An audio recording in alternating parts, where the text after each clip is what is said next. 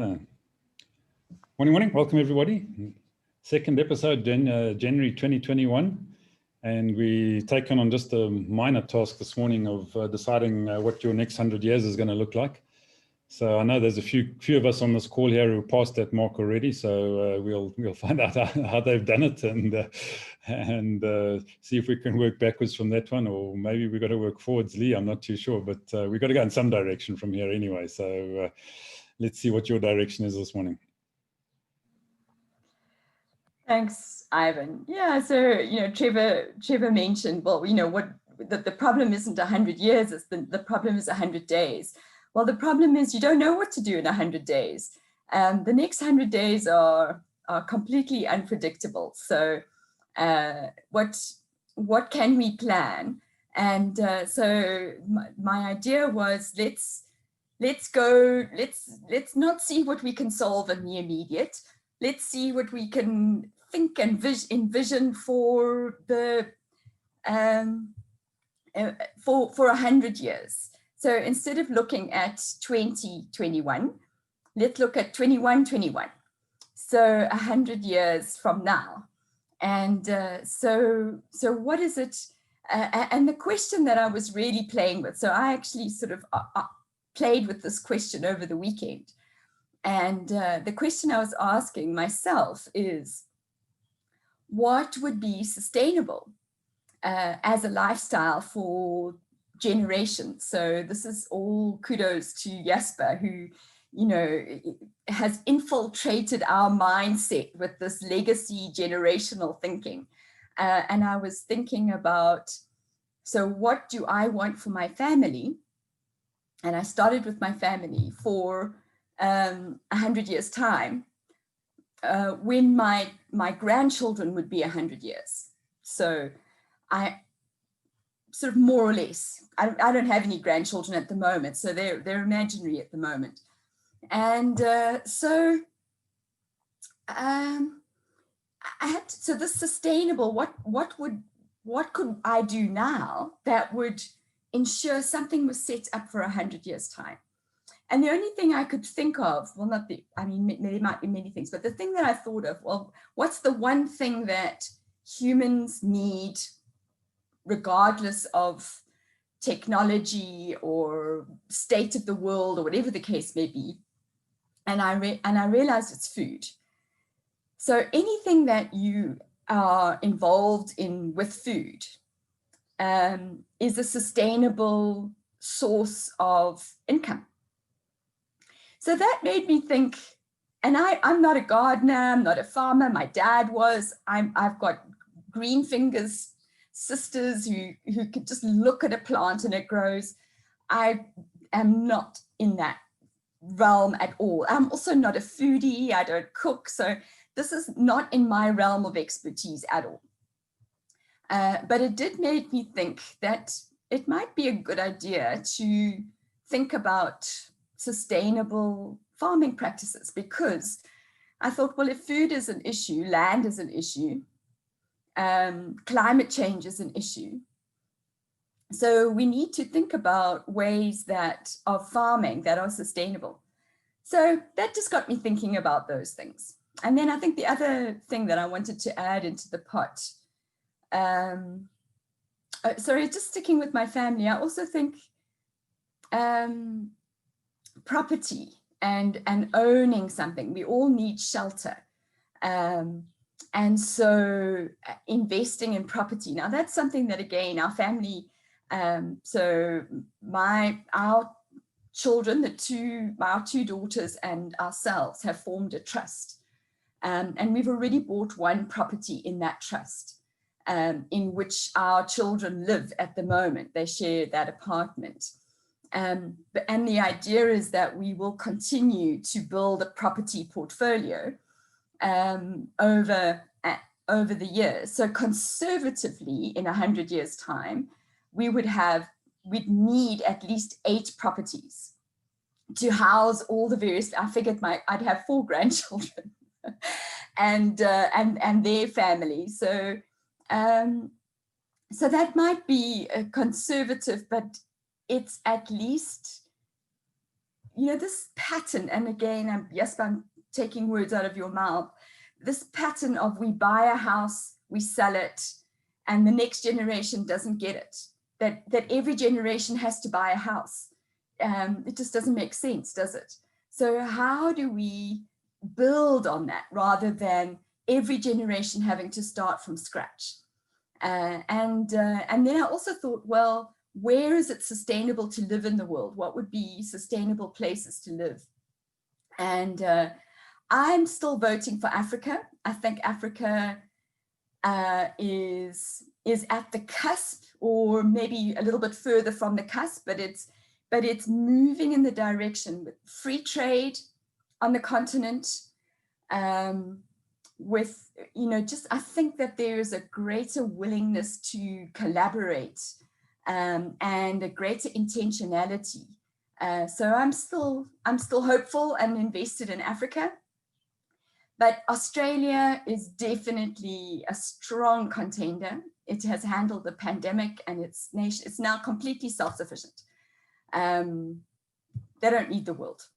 They've shut themselves off from the world, and they are happily managing an economy that is working very well. Whether that is sustainable, I don't know, but certainly they've proven in tough times that they know what it takes to manage. So Australia. So those are my thoughts. And then the thing that I want to add about community is we have to invest in addressing the inequalities, because I think those inequalities are going to come as a tsunami of protests going down the road. And we need to address those. So those are my thinking about 100 years. I'm just throwing things into the pot, and Ivan, back to you.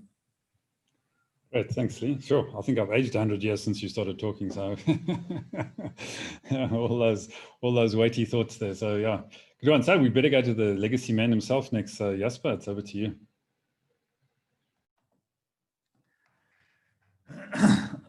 Thanks, Lee, for starting this year with such heavy thoughts. But I think at the same time, you made a very important observation. Where there's great uncertainty, which we are facing right now around the world, especially in South Africa, you can't do much about it. But nothing stops you to think about the future. And given enough time, and by thinking in pockets of 7 years and 21 years and 50 years and 100 years, you start getting a stronger sense of direction than you can get from just looking at all the havoc around you right now in the next couple of days.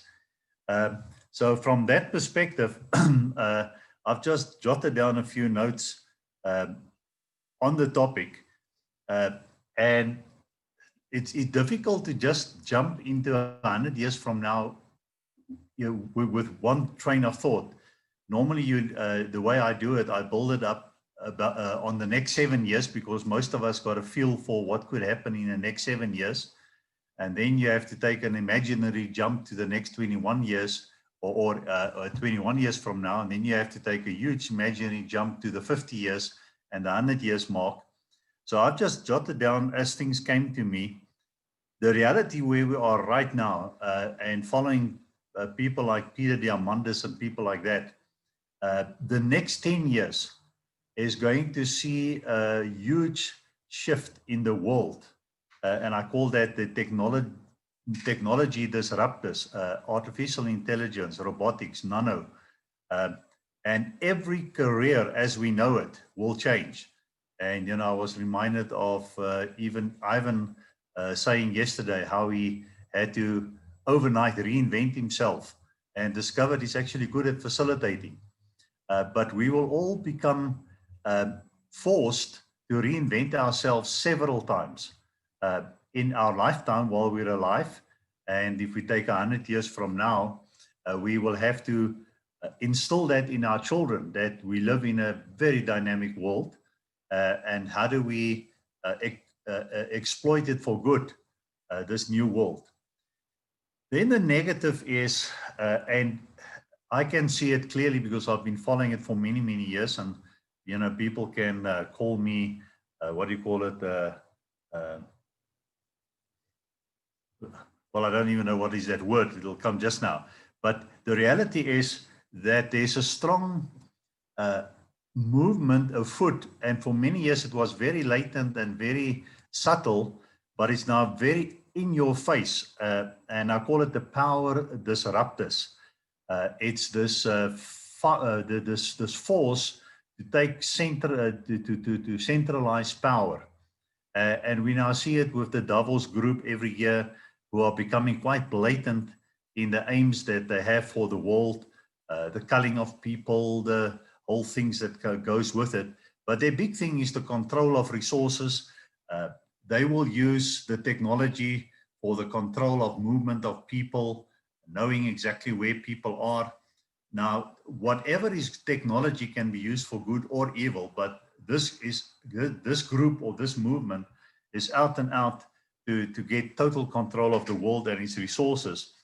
And they will use the so-called governments of the world to front it. But the reality is more than 50% of the top 100 entities in the world are already corporations. They're stronger than nationalities. So behind the scene will be basically then these corporates controlling things. But the good news is the law of dynamics tell us for every action there's a counter action. I see a growing parallel economy, and that's where I see gig and CCC coming in, where the move is towards decentralized power, with the family being the highest force in this whole thing, family driven and family controlled. And with that leading back into communities, community taking ownership, and you're going to see quite a huge disparity in economies around the world. Those who are taking ownership will be well run, well organized, versus those who wait on the government and the state to do it. But these will be entities who will work under the radar, but will have strategic control of resources without because the media is not to be trusted in this whole thing. So I was thinking then about, all right, if that's going to be the future, what then do I tell my kids, and so that they can tell their kids? And so apart from real assets, I've just said, all right, the value systems that I need to start focusing on and transfer is, first of all, how to recognize and hold on to the truth. Because right now, evil is being called good and good is being called evil. So where do I find the truth? So this is my personal opinion, and people are welcome to differ from me, but it comes from a personal relationship with the Creator, and it comes from going to an ancient text that has stood the test of time in terms of reality and truth, and that's the Bible. But it's for every person to then discover it for himself, and then in discussions work through it. The second value that I would strongly encourage my children to work on is I call it build a trust network. So a trust network would then be individuals that I respect, that I trust, that each in his own kind represent access to resources, access to opportunities, and people who can help me recognize trends so that one can stay in front of new trends and position your family. The next thing would be to value relationships. And you can only grow relationships if you personally add value. That means you constantly have to be on a personal growth plan. And you must be trustworthy. People must feel comfortable in trusting you with stuff. The next thing would be financial literacy and understand the emerging economy. The next thing would be to operate from love and not fear. So the strong thing that we will see unfolding in the days and time to come is how we will be controlled by fear, or how they will like to control us by fear. Then I made a note here to value structures and systems, because everything that will grow sustainably over a long period of time would need structures and systems. But adamantly resist control, because people will want to come and control you through these things. And I think the most important, and this is what I think wisdoms offer us, and that is to keep on develop independent thinking. So it doesn't matter what is the loudest voice on the table for that day. Still have your own thoughts and develop your thoughts, and think for yourself and read for yourself. And then you've mentioned it, Lee, what would be intrinsic value assets that would be with us? Doesn't matter what happened with AI and robotics and nano. And there we can go back to this ancient text and look at the life of someone like an Abraham, who moved into a foreign country. But it says his assets were gold and silver. And nowadays, metals like lithium is becoming very scarce and important for batteries and stuff like that. But it would all be all these scarce resources that are used in the technology of people, and that would have intrinsic value. Another asset class would be agriculture, or any kind of agriculture related business that you've referred to. Another asset class that he was strong on is he sunk wells. So that would be water, access to water. And water also stands for resources. And then people, he had lots of people. He had a personal, highly trained army of 300 people. So you can imagine how much people he had to protect with that army of 300 people. But people for me stand for businesses, opportunities, intellectual property. So those are the asset classes that one would need to invest in. And then lastly was land. So land is a touchy issue right now in South Africa. But maybe you can find ways to not necessarily own the land, but have access to the land and exploit the land. And then the last thing I just note down here as a value that I need to transfer is to be resilient and have knowledge, because an unforeseen event like what has happened now with COVID can wipe off the table a very good business that was a good business for 30, 40, 50 years. And it's going to happen. So then what do you do? How do you stand up again? How do you recover? And that's the trait for me of these generational families, is their ability to recover when they are faced with unforeseen events. And I think that's enough from my side. So over to you, Ivan. Sure. Thanks, Jasper. I think Legacy Volume 2 has just been written. So you got to get that one down onto paper or whatever format, whether it's electronic or otherwise. But yeah, thanks for that. Right. Ed, can you follow up on that one? Yeah, I thought I got off on the wrong track when Lee started speaking, but as soon as she got on to building her property empire, I knew I was right. But just one thing, Lee, you said the thing we can't do without is food. And I think that shows you're not a biologist, because the first thing we need is oxygen. And the second thing we need is water. We can last quite a long time without food, actually. But we can't last more than a few minutes without oxygen, and maybe a day without water. It might seem like I'm going to ramble a bit, but what I'm doing is describing some pieces of a jigsaw I want to put together to describe my thoughts. But don't worry, there's only a few pieces of jigsaw. And the first one was that when I don't have a television, and I can't watch television on my computer because I haven't got a license. And when lockdown came, my daughter added me to her Netflix account, which was a godsend, because now at the end of every day, for maybe 45 minutes or an hour, I watch something on Netflix. And I've never in the past watched any series, because I've always wanted to go and do things, to travel. And I didn't want to think, oh, I won't do that because I've got to see the next episode of whatever it is. But I've been watching series during lockdown because I'm not going anywhere. And I watched every episode of Breaking Bad, but I don't know if you've come across Breaking Bad. And I'm now working my way through Ozark. And both of them have a very similar story. The central character, which in both of them is a man, does some quite bad things, but says, I'm doing it for my family. And he justifies doing it for his family. But it's not. That's not his reason. His reason is control. He wants to control what's going to happen, and he wants to control what's going to happen to his family. So that's my first point. The next, like Jasper, I've gone back to an ancient text, but I've gone back to the ancient Greeks. And this is a quote I like. It appears lots of places in different ways, but I think originally it came from the ancient Greek. A society grows great when old people plant trees whose shade they know they shall never sit in. And I love that quote. And then the third part of the jigsaw is a friendship, like a friendship I value a lot. And it's a kind of strange friendship. It's with a very intelligent person. She's very forthright in what she says, which gets her in trouble sometimes. She's 30 years old and a woman. And it's a strange relationship, but it kind of works. And I value it very highly.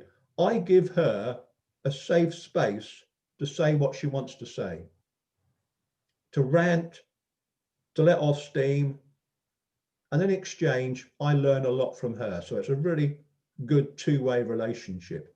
And very often our conversations are around how my generation has ripped off her generation and dropped them in it. My generation benefited from final salary pension schemes. Her generation have to pay lots of money into less advantageous defined contribution schemes. My generation get a state benefit at 65, and that age is now rising, and she'll be lucky if she ever gets a state pension. My generation bought houses. She can't afford one. She lives in a grotty rented flat. My generation had free university education. Now it costs £9,000 a year to go to university. My generation burnt all the fossil fuels, causing global warming, and dumped plastic in the ocean. Her generation will have to clean it up. And when you bring all that together, I think what we should do, rather than plan out the next 100 years, is to plant trees, either physically or metaphorically, because then the next generation can choose whether to sit in that shade or not sit in that shade. They can choose to chop the tree down and build furniture. They can choose to bulldoze it and build a store or a house or whatever they want to build on that site. We won't hamstring them by what we've done.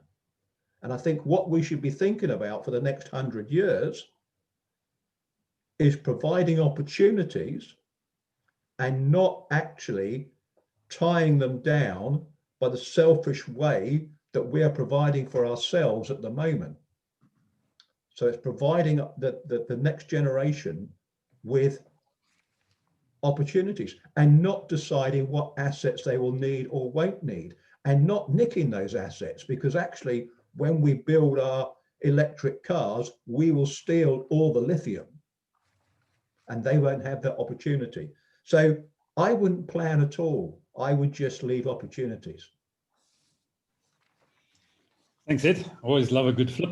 So yeah, I think we've had that. So Herman, how's your tree planting going? Well,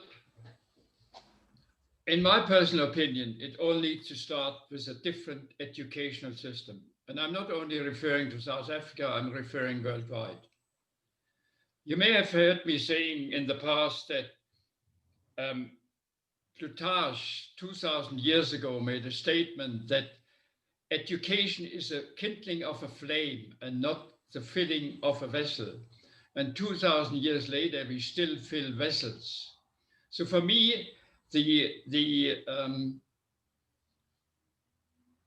basis for sustainability in whatever context needs to start with education.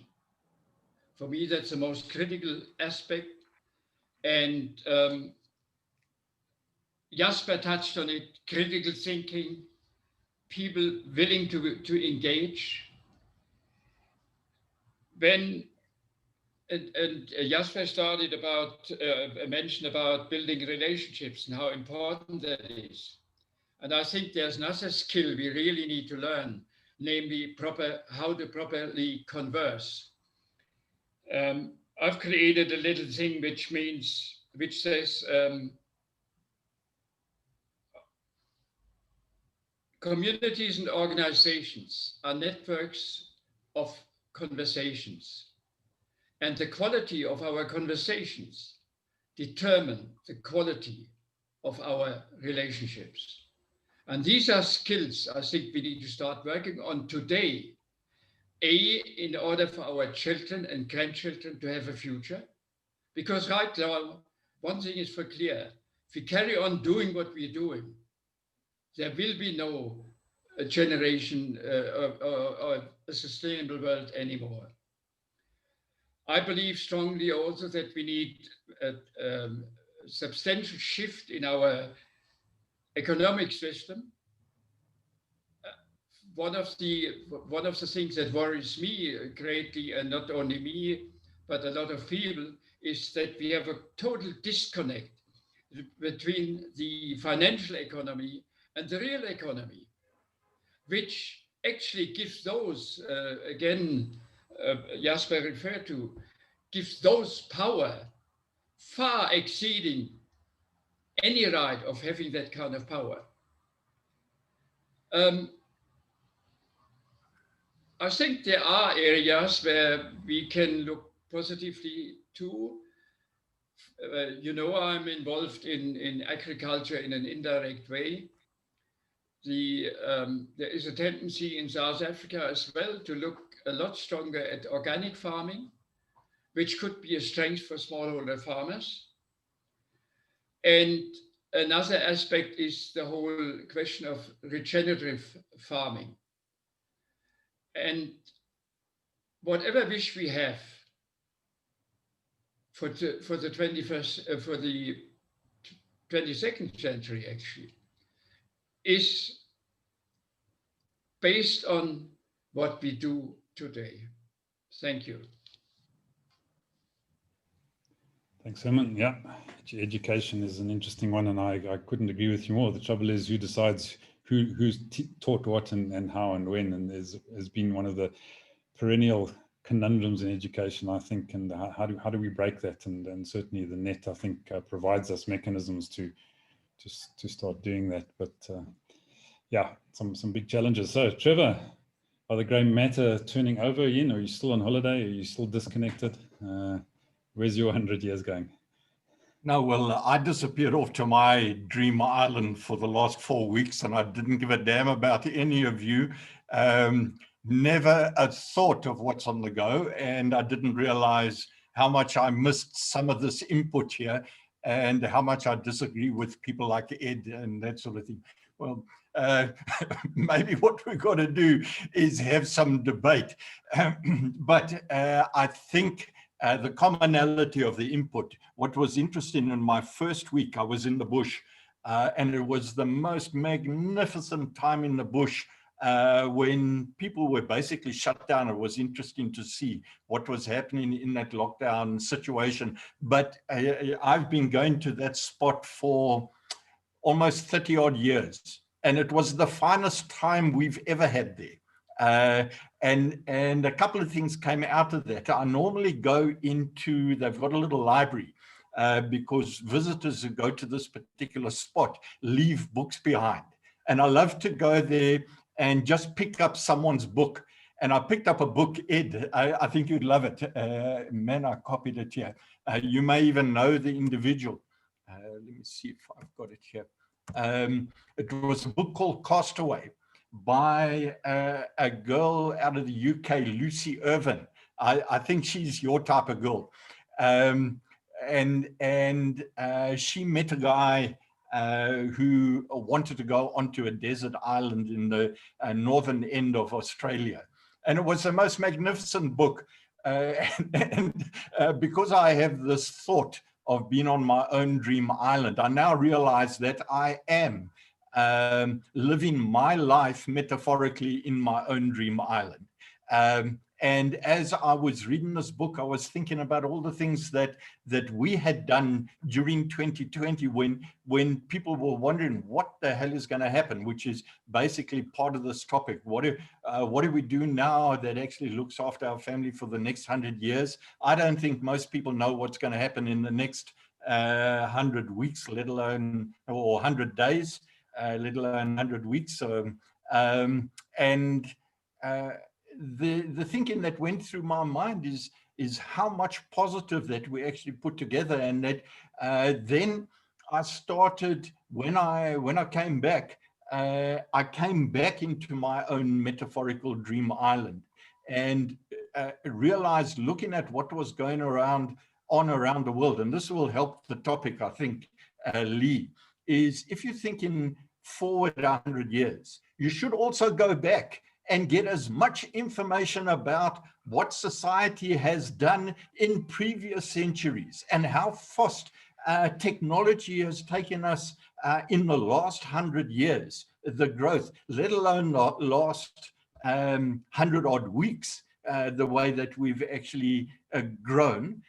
And the comment that went around in my head was 2020 was the best of years. It was also the worst of years. And I thought that was something unique that I'd actually come up with until I actually realized, as I was writing that article, that Charles, there's Ed laughing away, that Charles Dickens actually, he coined it actually perfectly, and in The Tale of Two Cities. So I went back into The Tale of Two Cities, and then I went back and started watching from the French Revolution, and relating it back to what was happening in the States on mobs and the different type of mob culture, and how people were actually using people who had the best of intentions, and they were infiltrating these crowds with the worst of intentions.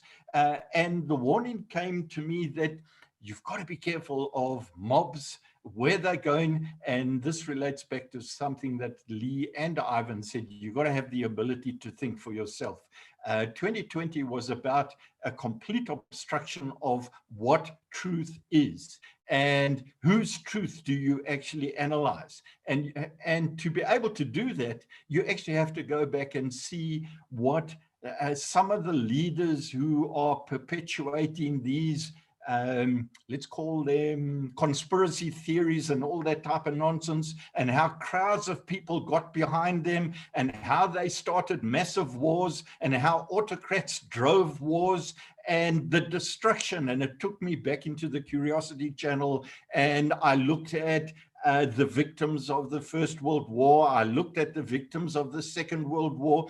You can't ignore how stupidity leads to absolute destruction, and how good, simple folk are actually led to their death by people who think they have this great information. So I was looking back and saying, my goodness, this world does not learn any lessons. And Ivan always talks about it. I think he talks about change. The more things change, the less they change. Ivan will probably come up with his update on that particular comment. And I don't think human beings can actually change. And because I think they forget to actually start thinking for themselves and start framing where they want to go. And it led me to thinking that I think we're on the right track. That moving forward is all about attitude. It's all about initiative. It's all about inspiration. It's all about leadership, the quality of leadership that you inspire or who you follow. It's all about getting to understand that the people that were able to actually avoid all the negatives of 2020 had the money. They had the roof over their heads. They were able to dig into the reserves to actually protect themselves. And why should that be a bad thing?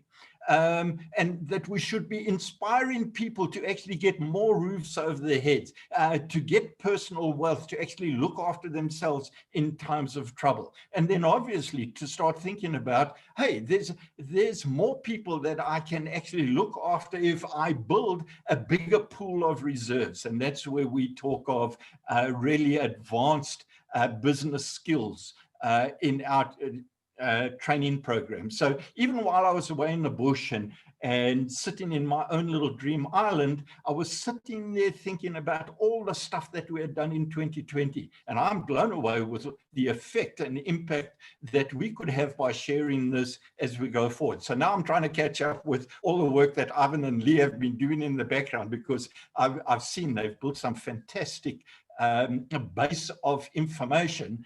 And at the end of the day, it boils down to everything that we have got here. How do we convert that into revenue? And by doing that, building a quality business out in the world that allows you to apply that revenue to stimulating the change that you actually want to change. So I believe there's a shift in consciousness and increasing awareness that things have to change.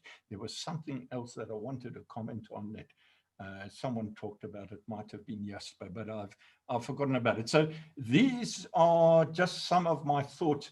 Man, can we motivate people? I know what it was. So as I was saying, can we motivate people to look after, to go for the roof over their head, to have ambition, to actually have drive, to get out from this mob culture that says maybe as a mob we can invade this place and we can steal the podium and go home with a trophy. I'm a victor in the state capital Senate. What a load of codswallop. And then the same is, there's the opposite of that group, because there was the Black Lives Matter group, which are polar opposites. I'd hate to see those two crowds coming together and seeing what actually happens. I tell you what will happen. It'll be just death and destruction, like the pictures that I saw on the Curiosity Channel of World War I and World War II. How smart is that? No, it's rubbish. But the thought that I was thinking about is this land thing. The rubbish, Jasper, man. People don't need land. They need higher blooming walls. And you start having a look at what people are doing here in South Africa right now. They are educating people to take half-liter bottles, stick them on the wall, and put your plants in the half-liter bottles, and you can grow more of this upright wall in your back little, where you've got a shack with a roof over your head. And I'd love these people to have really the roofs that they want. But you don't need the land for it, because there's, what do they call it? Aquaculture or something. Ed, you tell us what it is. They're all different technologies. And that's where I went back to Charles Dickens. It was the best of times. It was the worst of times, or something like this. When you talk of Peter Diamandis, and I love Gary Vaynerchuk, and I love all these guys with these new technologies. We've got phenomenal technologies. Yet some people experience the worst of times in 2020. How? Why? That's what we've got to get through. Okay. Sure. Thanks, Trevor. I think you can go back on holiday for the rest of the next 100 years, because I think you've said what you needed to say for this 100 years. But yeah, look, there are huge challenges without a doubt. And I think Trevor touched on a couple of things. The saying is nothing keeps on changing. And, as far as I'm concerned, there's no such thing as news. The only thing that changes are the dates and the names. The actions just repeat themselves over and over again, as Trevor was saying, And so the real question is, can humanity actually learn? Do we learn? One of the big challenges I absolutely agree with is this herd mentality.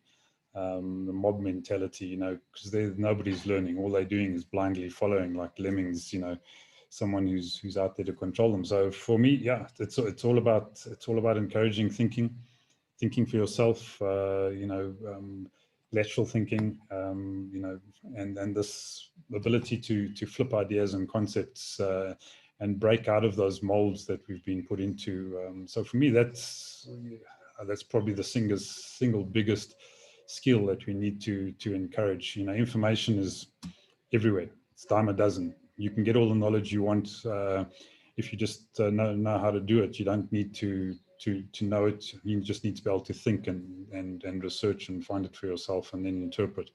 So I think those are key skills for me. And learn.